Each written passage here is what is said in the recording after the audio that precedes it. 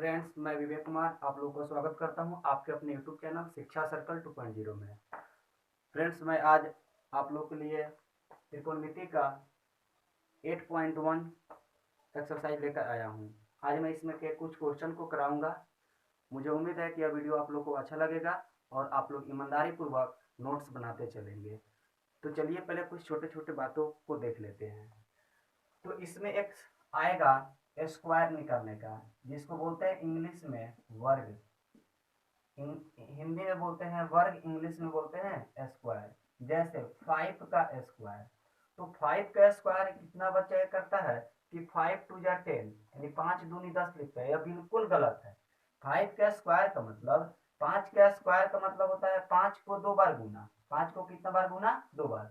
यानी बेस को पावर से गुना नहीं करते हैं, बेस को पावर से गुना नहीं करते हैं, बेस को पावर इतना बार गुना करते हैं जितना उसके सर पे पावर होगा उतना बार उसको पटक पटक के गुना करेंगे। जैसे 5 का पावर 2 है तो 5 को कितना बार गुना करेंगे? 2 बार। तो 5 पचे कितना होगा?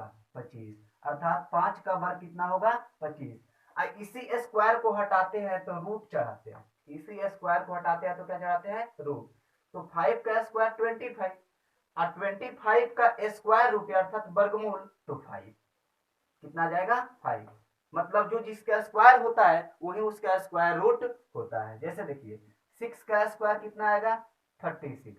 6 का स्क्वायर 36। कैसे? तो 6 दूना 12 नहीं, 6 का पावर 2 का मतलब 6 गुना 6 यानी 6 इंटू 6। तो 6 6 जा 36। इसी पर से स्क्वायर हटता है तो क्या चढ़ता है? रूट चढ़ता है। क्या चढ़ता है? रूट। और 36 का स्क्वायर रूट कितना आ जाएगा? तो 6 आ जाएगा। तो चलिए, मुझे उम्मीद है कि आप लोग को समझ में यह बात आ गया होगा। तो चलिए हम क्वेश्चन की ओर चलते हैं।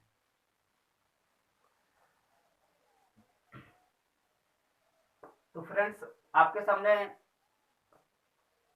ट्रिगोनोमेट्री का प्रश्नावली 8.1 का पहला क्वेश्चन है। कहता है कि त्रिभुज एबीसी में, किस त्रिभुज में? त्रिभुज एबीसी में कोण बी समकोण है। कोण बी समकोण है। ए बी बराबर 24 सेंटीमीटर और बी सी बराबर 7 सेंटीमीटर है। निम्नलिखित का मान ज्ञात करें।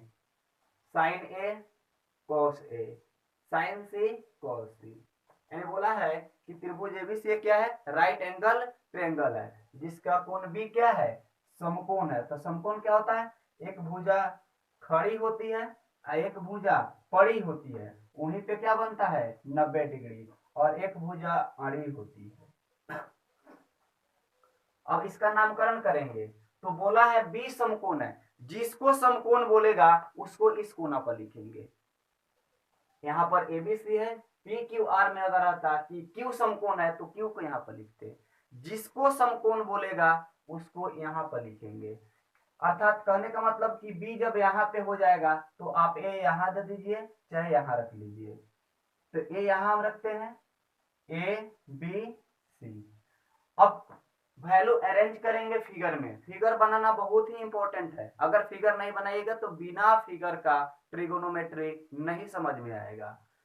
तो ए बी का वैल्यू कितना? ए बी वाला साइड है, अर्थात ए बी का वैल्यू है 24 सेंटीमीटर।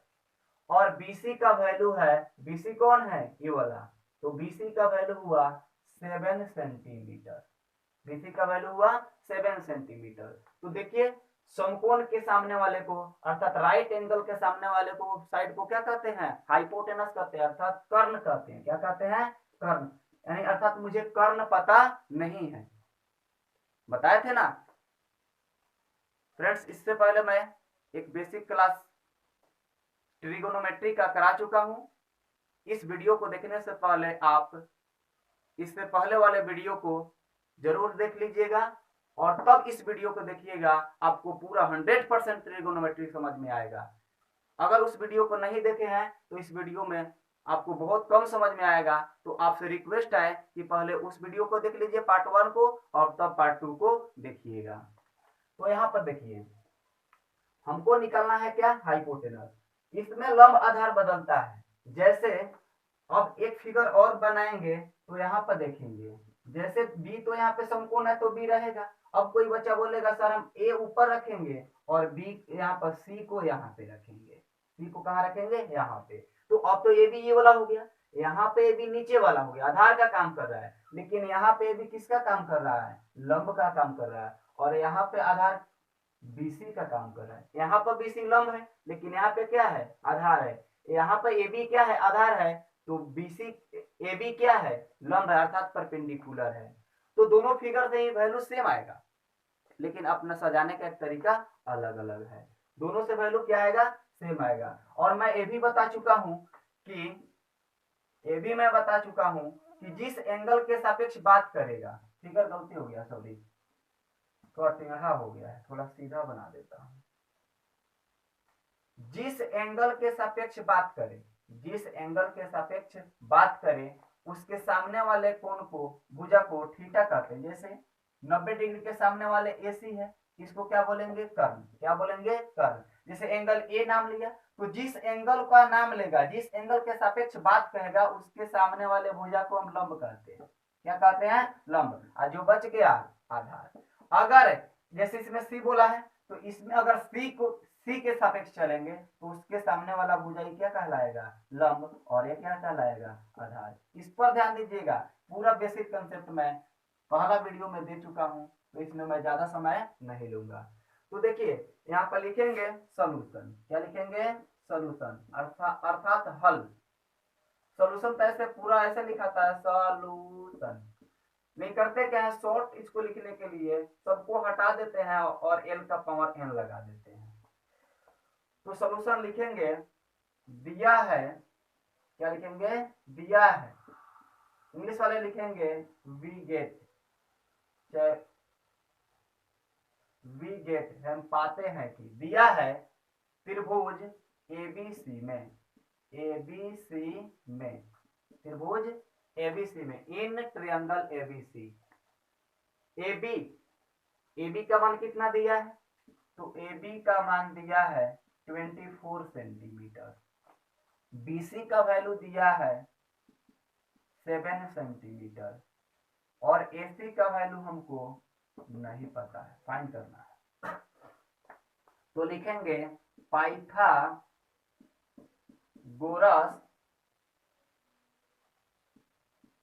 प्रमेय से। इंग्लिश वाले लिखेंगे बाय पाइथागोरस थ्योरम।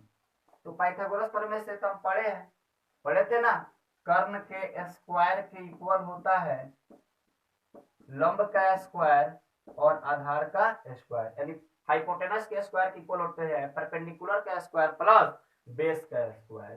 तो यहाँ पे स्क्वायर हटेगा तो क्या चढ़ेगा, रूट। और कर्ण क्या होती है, सबसे बड़ी भुजा होती है। तो हो जाएगा यहाँ पर कर्ण कौन है, यानी हो जाएगा कर्ण इक्वल टू अंडर रूट लंब का स्क्वायर और प्लस आधार का स्क्वायर। तो यहाँ पे कर्ण कौन है, AC। तो हो जाएगा AC equal to under root लंब कौन है, BC का स्क्वायर प्लस AB का स्क्वायर। तो BC का वैल्यू कितना है, 7 का स्क्वायर प्लस 24 का स्क्वायर। तो 7 का स्क्वायर 49 और 24 का स्क्वायर। फ्रेंड्स आप लोग 1 से 30 तक का कम से कम स्क्वायर और स्क्वायर रूट याद कर लीजिएगा, आपको बनाने में बहुत दिक्कत नहीं होगा। इसको बोले ये आएगा 576, दोनों को ऐड करेंगे तो आएगा 625, और 625 का वर्गमूल होता है 25। अब कैसे होता है, तो 625 को तोड़िएगा तो आएगा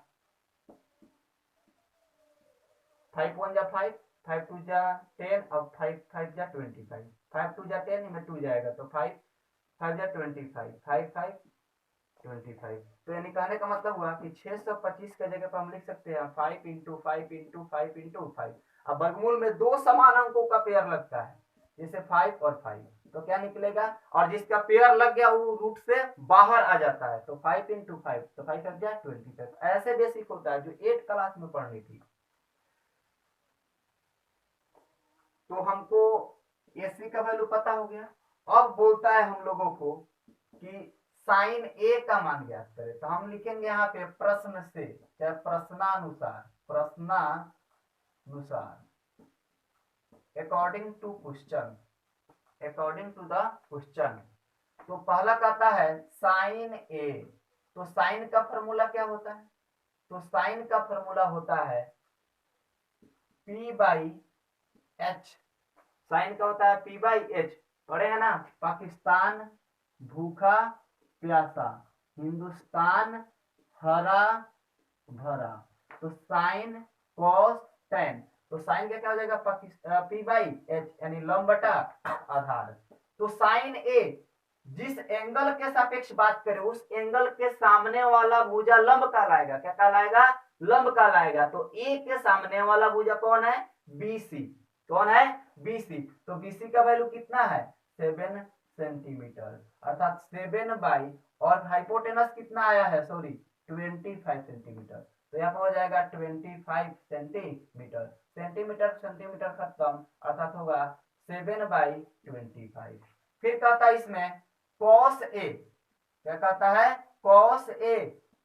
अब cos का फॉर्मूला ये हो गया साइन के लिए, तो ये आता है cos के लिए। तो B/H क्या आया? B/H अर्थात आधार बटा कर्ण।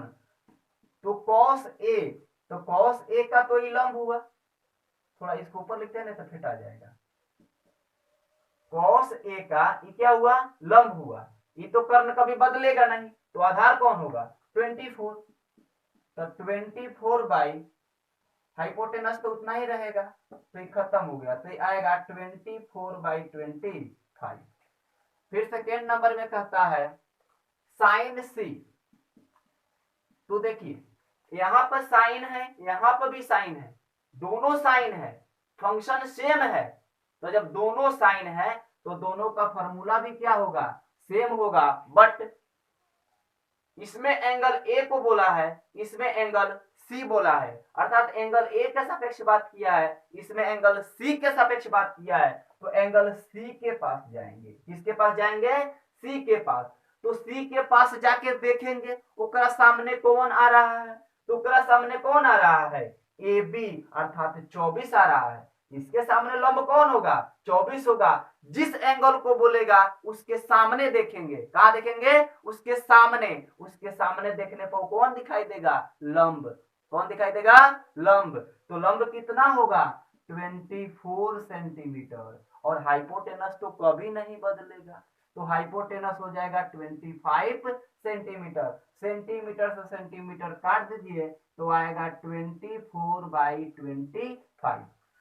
अब कहता है कॉमा है तो कॉमा दे दीजिए। फिर कहता है cos C, cos का फिर वही फॉर्मूला, जो यहाँ पे फंक्शन है वही फंक्शन तो नीचे है, तो फॉर्मूला तो भाई सेम रहेगा, लेकिन एंगल अलग अलग है। तो एंगल बदलेगा तो साइड भी बदलेगा, एंगल बदलेगा तो साइड भी बदलेगा। तो कहता है cos C, तो cos C का लंब ए हुआ तो आधार कौन होगा? ई वाला होगा, क्योंकि तो कर्ण है कभी नहीं बदलेगा।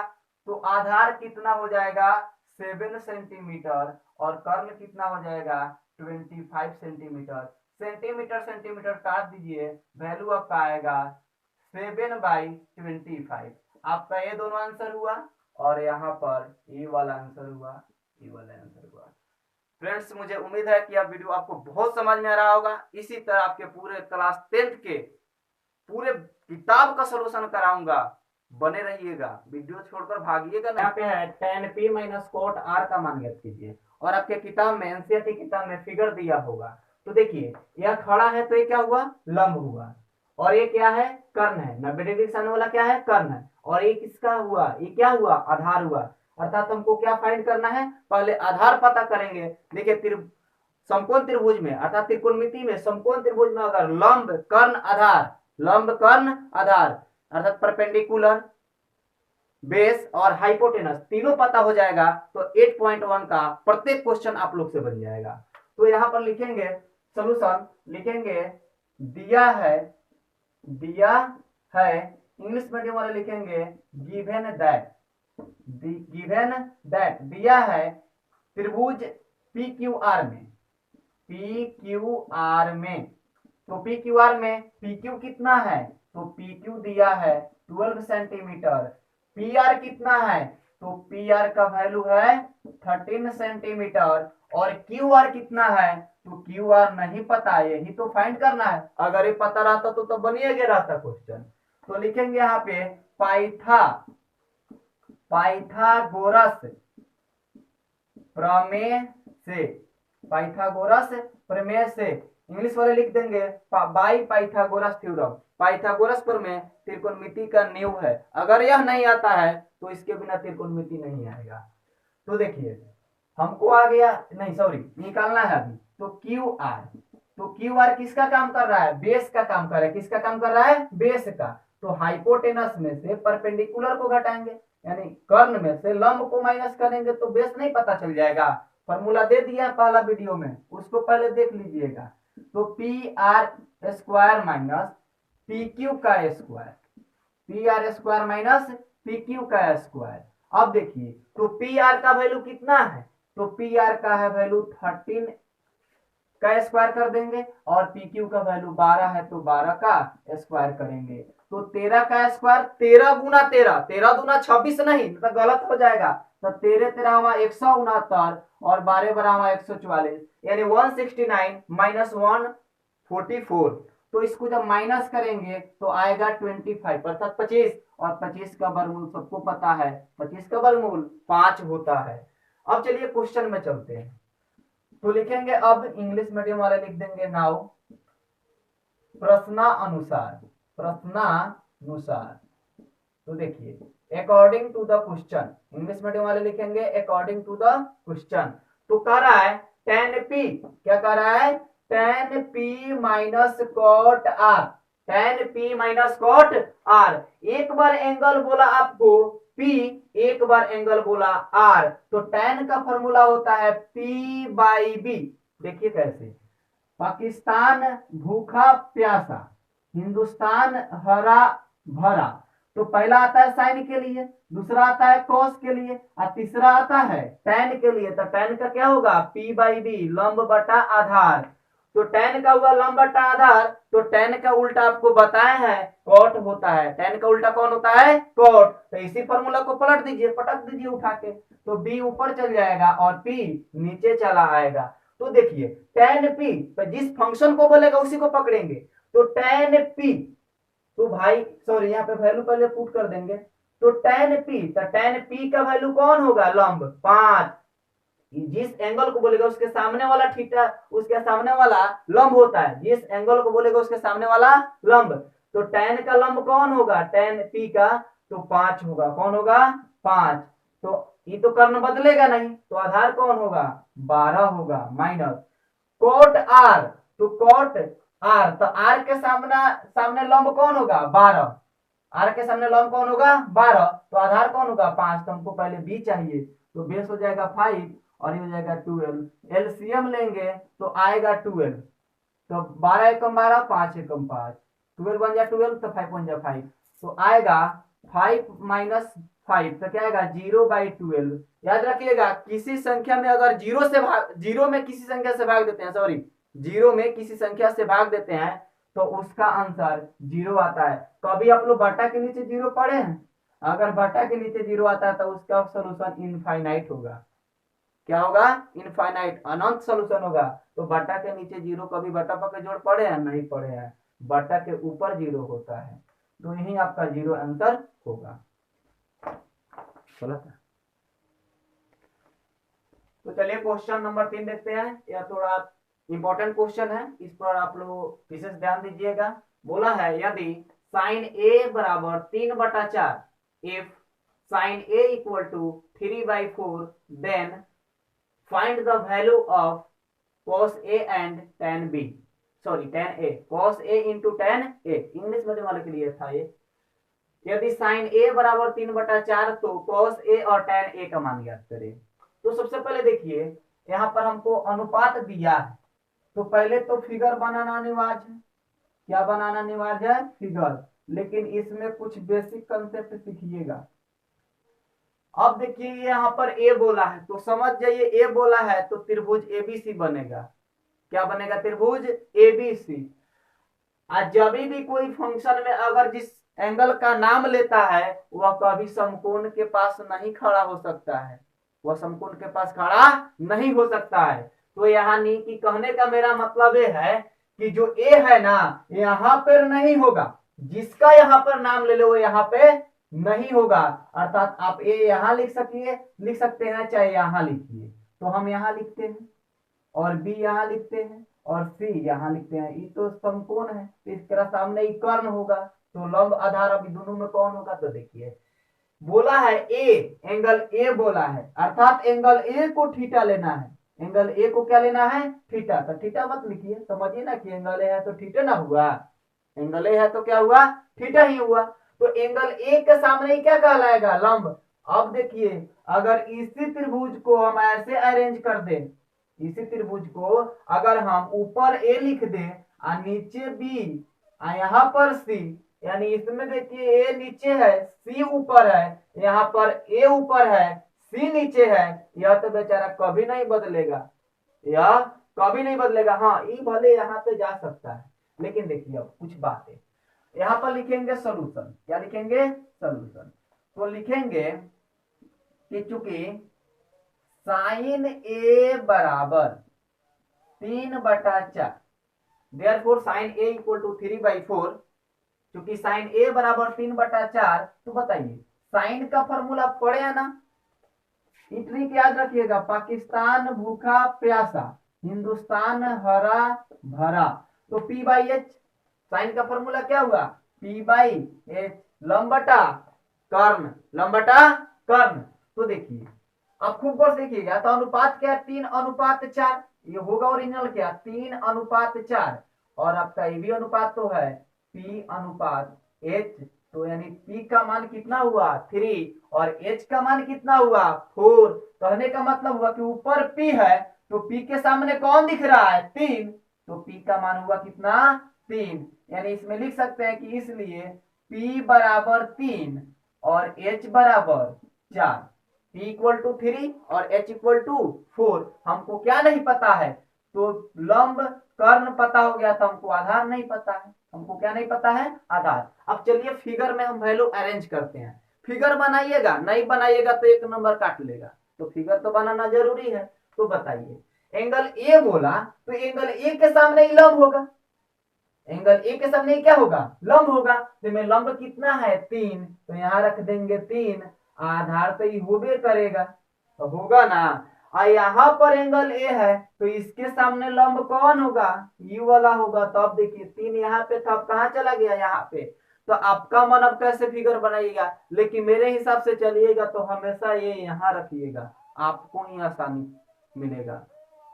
ठीक है, तो देखिए तो एक ही फिगर बनाइए। तो लिखेंगे यहाँ पर पाइथागोरस परिमेय से। क्या लिखेंगे? पाइथागोरस प्रमेय से, बाय पाइथागोरस थ्योरम। तो बी का फॉर्मूला क्या होता है? तो बड़का में से छोटका को घटाओ, यानी कर्ण स्क्वायर में से लंब स्क्वायर को घटाओ। तो कर्ण का वैल्यू कितना है? 4, यानी 4 का स्क्वायर, 4 का स्क्वायर माइनस 3 का स्क्वायर, 4 का स्क्वायर माइनस 3 का स्क्वायर। तो 4 चौके 16 और 3 तिहाई 9।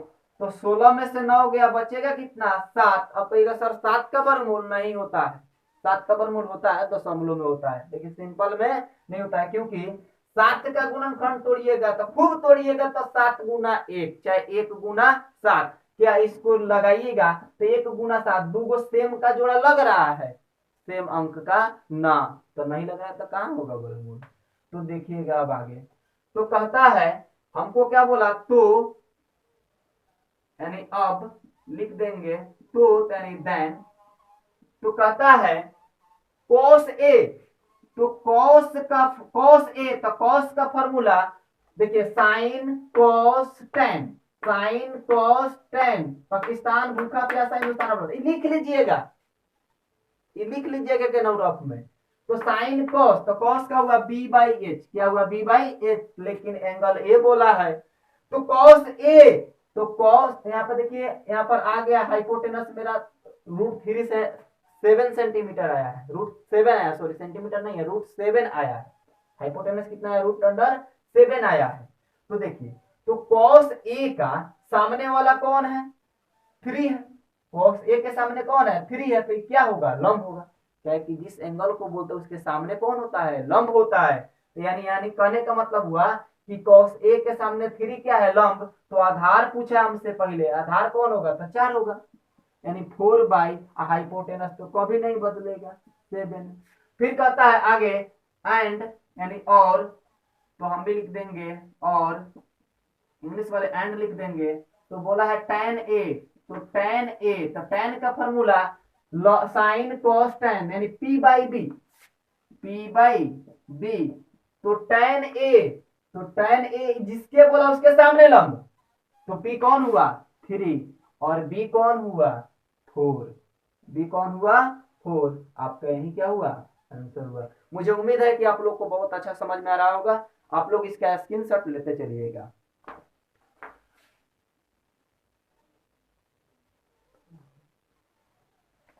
तो चलिए क्वेश्चन नंबर 4 देखते हैं। ये भी बहुत अच्छा क्वेश्चन है। बोला है कि यदि 15 कोट ए बराबर 8 हो तो साइन ए और सेक ए का मान ज्ञात करें। इंग्लिश में, if 15 cot a equal to 8 then find the value of sin a and sec a। तो चलिए इसको बनाते हैं। तो पहले लिखेंगे फ्रेंड्स सॉल्यूशन। क्या लिखेंगे, सॉल्यूशन। सॉल्यूशन ऐसे शॉर्ट में लिखिएगा। और एक फिगर तो बनाना अनिवार्य है, क्या कि जब भी एंगल बोले तो क्या बनाएंगे, फिगर। फिगर नहीं बनाएंगे तो घबरा जाएगा। तो यहां पर देखिए, बार बार आपको बोले हैं ना कि यहाँ पे ए लीजिएगा, क्या है कि तो पहले से लंब है, ए के सामने पड़ेगा तो लंब होगा, कोई चेंजिंग नहीं होगा। बहुत अच्छा से समझ में आएगा। वीडियो पूरा देखिएगा, भागिएगा उठ के नहीं।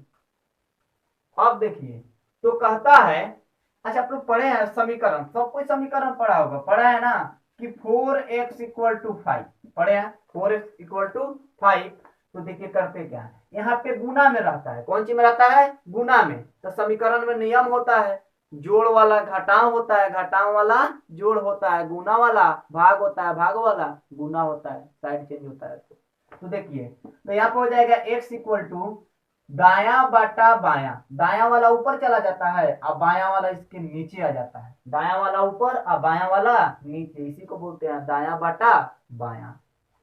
तो देख लीजिए, तो यहाँ पे है कि चूंकि 15 कॉट ए बराबर 8, 15 कॉट ए बराबर 8, तो जैसे x था वैसे x को रखे थे, यहाँ पे रख देंगे कॉट ए, क्या रख देंगे, कॉट ए। तो हो जाएगा दाया बटा बाया, यानी 8/15। तो कॉट का फॉर्मूला, तो साइन कॉस टेन, तो टेन का p बाई बी, लंब बटा आधार, लंब बटा आधार। तो टेन के उल्टा कॉट, तो आधार बटा लंब, क्या हो जाएगा, आधार बटा लंब, आधार बटा लंब, यानी ये हो जाएगा b बाई पी, छोड़ दीजिए।